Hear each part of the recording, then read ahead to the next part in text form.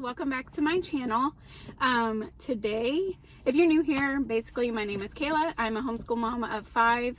I stay at home with my kids and always have, and I really started this channel just to be able to show realistic what it's like homeschooling 5 kids, what it's like being home with them all day, and what it's like when we go out places or whatever. Really, I just started this channel to be a friend to other moms and women. I love women. I love moms. I love talking about all things motherhood. And so anyways, today I wanted to talk about homeschooling. Particularly, I wanted to talk about the things I've named. I have 5 things that have helped me the most in my homeschooling journey. Now, my oldest is 11. She's 5th grade. So I am not as far along as some moms, but I'm a few years in. My kids have always been homeschooled. I haven't ever sent them to public school or private school or anything. So these are kind of things that I've learned along the way that have helped me the most. Some of these I've implemented for a long time, and then some of these just within the last 1 or 2 years I've taken seriously, and they have helped me so much. My son just walked out the door, so he's fine. Okay, anyway, he looked in and then went back in. So I kind of just want to jump right into it. These are the things that have helped me out, I would say, the most in my homeschooling journey. For starters, I want to say this is probably the most important one, so I maybe should have saved it for last, but I don't know. The other ones are really good too, but mentors. So having mentors or women that are at least like 1 generation older than you that have homeschooled, like, cherish them. Get friends that are ahead of you. I have 2 friends that are coming to my mind right now. One friend, she has homeschooled her 4 children. She is currently, her daughter will be a senior this upcoming year, her last daughter. And so she gives me so much perspective and wisdom in just the homeschooling journey. Number 1, just hearing about her adult children and what they've decided to do as careers or what they decided to do after high school. Sometimes it just takes the pressure off, because I don't know why, but being a homeschool mom, I'm sure other people can relate to this. You envision your child becoming this like neuroscience doctor or whatever, and you're the reason they can't become that. You're standing in their way. And we have this idea, even if we don't say it out loud, that we're supposed to like develop the most intelligent people by 18. And that's just not realistic, whether you homeschool, private school, or public school. Ultimately, we want to give our kids a wonderful education, and we want them to feel loved and safe. But there are an array of things in life or careers in life that make you a successful person. My mom is really proud of me and thinks that I'm a successful person, and I stay home with my children and I school them, and I've always stayed at home with them. So I don't think that she thinks that I'm like a letdown because I didn't go and get a certain career, and I wouldn't feel like that with my own children. So anyways, I'm kind of going on a tangent now, but having mentors, women that have homeschooled their children that are ahead of you, keeping them and getting them as friends. I particularly started praying for this about 3 years ago. I was like, I just want a mentor. And I have other mentor women friends that didn't homeschool their kids, and I can still glean so much wisdom from them. But there's an aspect of my life that they just don't understand, and there's questions that I have that they can't really answer because they did something different with their kids, and we just live totally different lives. But another homeschool mama that has seen her kids graduate, that has walked through it, they can give so much wisdom and perspective. And so I just highly recommend praying for those friends and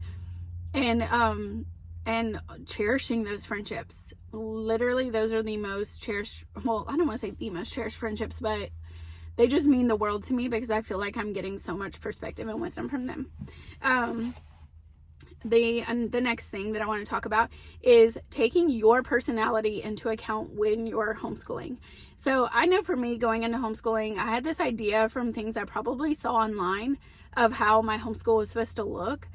But that isn't my reality because they're not me. I'm the one, like, I want to say running my homeschool, but obviously my husband and the Lord are running my homeschool. But taking my personality into account. So I am more introverted and like to recharge when I'm at home. So for our homeschool, it works that I don't busy my schedule every single day with things. I definitely, my son's back. What do you need? What do you need? No. They just finished dinner, and he's asking for popcorn, but no, they've had so many snacks. But I'm laughing not because he asked that question, but because he's cute. Personality, yeah. So taking my personality into account. So these are just for me. I don't like to busy my schedule.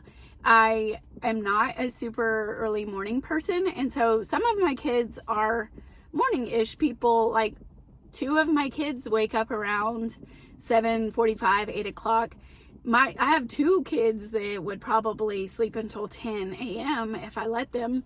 So there's like an in-between. So the ones that wake up earlier, they know what they're allowed to do or, play with or eat. Like, it's my oldest that really likes to wake up early, and so she knows like she can grab some fruit or a cheese stick or something like that if she's hungry. If not, she can just cuddle on the couch or read a book or something like that. But we don't start our homeschool. We have our Bible study. I tell everybody, meet me in the garage. That's where we do most of our schooling. Meet me in the garage at whatever time. Sometimes it changes, but majority of the time it's at 9:15 in the morning.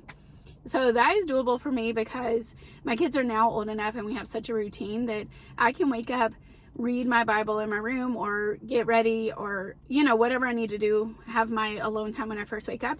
And we all know we're collectively meeting in the garage for Bible study at 9:15. And that's how we start our day. So just taking your personality into account and not comparing and feeling like you have to look like other people's homeschool because you are your own person. Maybe you are an early morning person. Maybe you wake up at 4 a.m. and your kids wake up at 6 a.m. and it works better for y'all to just start at 7 and be done by 9 or 10 a.m. Amazing. Props to you. I could never. And so anyways, I just think that's so important. Taking your personality, what works for you. I'm not saying revolve the entire school around yourself, but definitely you are a big part of it. If you're grumpy or you are tired or you don't feel like this is something you can sustain, you're going to be not the person your kids want to hang out with all day.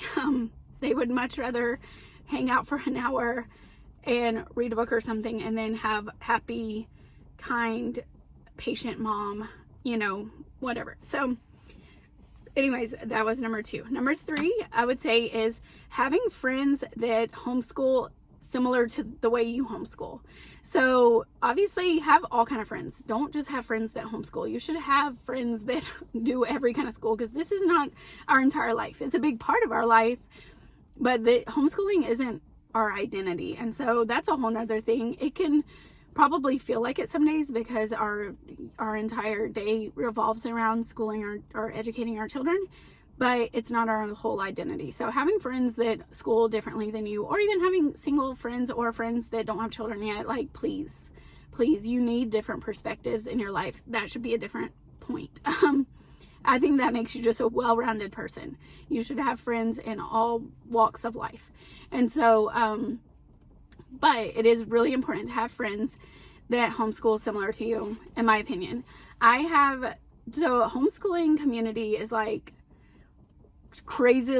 I mean, there's such a spectrum. Like I have friends that homeschool that just, it's more different than the way I school than like public school would be. Like it's that, there's just an array. There's people that are super strict or do a ton of co-ops or go out a lot or, you have unschooling, you have Charlotte Mason, you have just classical conversations, you have just all of these different things. So find your friends, even if it's just 1 or 2 that like school or have the same values as you with your homeschool, and those are such good support. I feel like you can glean so much from friendships that and like take what you like from what they do. You can bounce ideas off of each other. You can give them ideas. Like, you just feel like you're in the trenches with somebody, and it just helps so much. You can text them and be like, today was crazy. I don't know. But finding friends at school similar to you, I feel like is super important. Number 4, I would say flexibility. So I could go many different directions with it. So just like as an overall statement, flexibility. Your day is not going to look like, and if you have homeschooled even for a week, you will agree with this. Your day is not going to look like what you plan for it to look like ever. Especially if you have multiple children, and especially if you have, babies in the house, toddlers in the house. You can't predict or plan for poopy blowout diapers. You can't plan or predict, meltdowns. They're going to happen every day, but you just don't know when. We don't know. Is it the beginning of the day? Is it 5 times that day? Are we going to have a great day where like nobody melts down until lunchtime and it's nap time? Like, you don't know. So flexibility, just keep it loose. Like, people use the term rhythm a lot, and I do love that term because you can kind of have a rhythm. But for example, today, this is just what happened today. I woke up, we had to go to gymnastics at 11 a.m. Like, we had to be there at 11 a.m. So that's kind of an earlier thing for us, because usually we're not done with our school until around 12. And so I knew it was going to be so we woke up a little earlier, but we started the day. I had one child that was pretty grumpy, like woke up on the wrong side of the bed. So just getting him into the garage for Bible study was hard. Also, I had to tell him that he was not going to go camping this weekend, and he was expecting to go camping. So cue the tears. And there were a lot of them.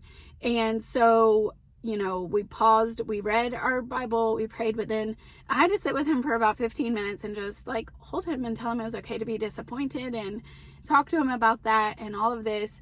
And by the time I'm looking down, I'm like, we have 20 minutes before we need to be loading up for gymnastics.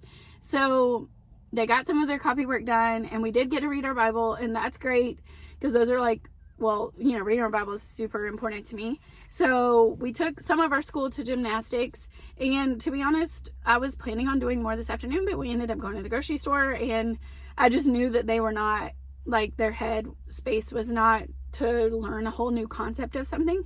So the rest of the day were just, they helped me unload the groceries and all that, but that didn't look like what I thought it was going to look like. And so I think just being flexible is super important. Also, too, this is really important for me, being flexible in knowing that I'm going to always choose a conversation with my kids over what I need to get done. Tasks. Like this morning, when we got done with Bible study, I could have just told him to get started on school and ignored the fact that I could see he was upset, and open that conversation with him. But for me, it's super important that at the end of our homeschool, my kids feel like they can talk to me, that they're okay with their emotions, and then they can like express them, especially, boys sometimes get their emotions shut down a lot. So I just view conversations and like real life as so much more important than a task list of what needs to get done. So anyways, flexibility and being open for conversations whenever they might come up, and it might interrupt your entire schedule. But I promise you, those conversations you have with your kids and the availability that you're giving to them is going to pay off way more than whatever lesson they could learn in that day. My opinion, but I'm kind of sort of seeing the fruit of that with my older kids. And they're not even that old, but I'm already seeing the fruit of just open conversations with them. So, and being available to them and all of that. And then the 5th thing is my why. And people use that in all kind of ways, but it really is it's a good, I guess, way to put it. Writing down why you want to homeschool, and not just one time and then never writing it again. But for me, I write down why I want to homeschool at least once a year at the beginning of the school year. And sometimes throughout the school year, I might just get out my journal. If it's been a rough couple of weeks, just rewriting down. There's something about writing down why you're choosing to homeschool, because it is a huge sacrifice. a huge sacrifice. It's a sacrifice of time, of your mental, availability, of your availability to be able to do things that you want to get done alone. Money, it's a sacrifice for that, for having one income household when I could be working, even if it was a not crazy, paying job. Even like a normal job would be a second income for our home. It's a sacrifice. So writing down my why do I do this? Because some days can feel so long and draining, and some weeks, and you can start to feel a little burnout. But what I would say is, if you're starting to feel burnout, go back and rewrite, why do you homeschool? And remind yourself, why do you homeschool? Do we homeschool our kids because we want them to be, the smartest person in the entire world and, work for NASA or something? Or do we homeschool because we want to have a good relationship with our kids? We want to be able to teach them the Bible because, all of these things, like why? And that puts perspective into our day-to-day. Is it worth it? What we're going through? It just helps so much. It helps to kind of ground you and level you out when you're feeling overwhelmed. We're behind in this. My kids don't listen. They're complaining. Da, da, da. It helps to give perspective. It helps to ground you, and that has been huge for me. So anyways, these are my 5 helpful things. I'm sure there are more, but this is just what I was thinking of today. And so I just wanted to pass that along. Hopefully it's helpful to you in your homeschooling. If you're just starting out, you can do it. If you've been in it for a while, we can do it.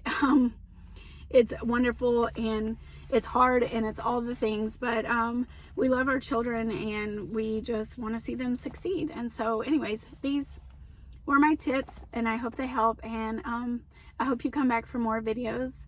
Don't forget to subscribe, like, comment. I would love to hear. I've just kind of been making videos based off of ideas that I have, or ones that I would want to watch maybe. But if there's an idea of a video that you would want to see, please comment it. I would love for tips or, recommendations. So anyways, thanks for joining, and have a great day.